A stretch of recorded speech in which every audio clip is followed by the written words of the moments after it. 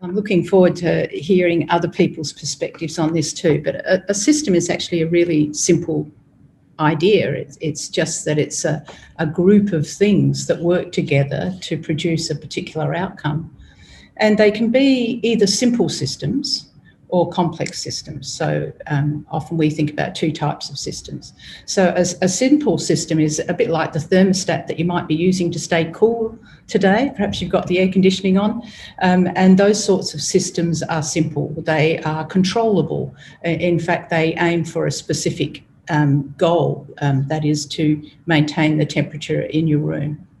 Complex systems are entirely different in nature, though, and they are usually or can often be referred to as living systems too. So if you use yourself as an example of a complex system, you've got it nailed.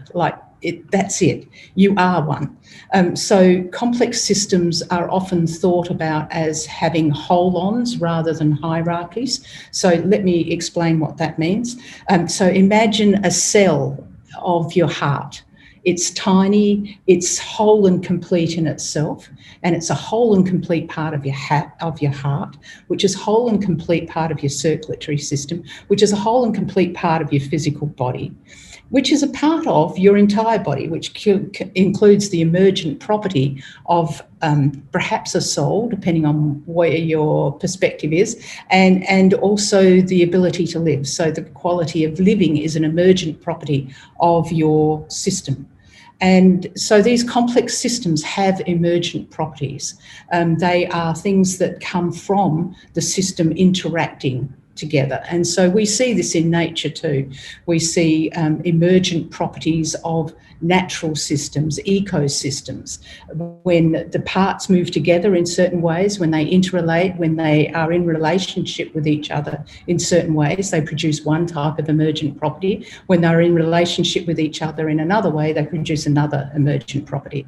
One of the things that I'm very keen about is climate change. It's not a thing. The thing is not the thing, as Nora Bateson would say. Climate change is just an unintended consequence. It just pops out. It's an emergent quality. So trying to go directly for climate change doesn't solve the problem. So the way we work with these complex systems is to try and see the whole. So I've tried to describe that these complex systems are made up of lots of subsystems, subwholes, if you like, and we're trying to understand the relationships between the different parts, and we will never understand it all because it's too complex. And then we're trying to influence the parts so that we influence the emergent outcomes. I often think of these complex systems when I'm working in organisations as having three different components, but maybe that's a bit much of a generalisation, but it often works for people. Think of it as having the personal component. So the system has a very personal component. You're a part of the system. It's not something out there. You are a part of it. You're in it. And then there's the structural parts of the system. So the institutions, the way the transport system's laid out, all of those sorts of things are the structural parts.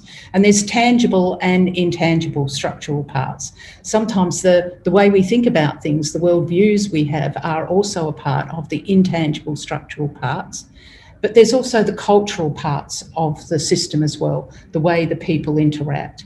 And perhaps that's more than enough to be going on with when we think about systems.